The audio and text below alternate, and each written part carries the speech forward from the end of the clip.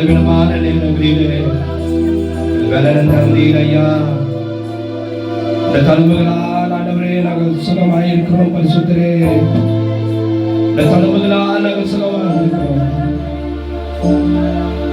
தழும்புகளால் சுகமாயிருக்கிறோம். பரிசுத்த பிதாவே,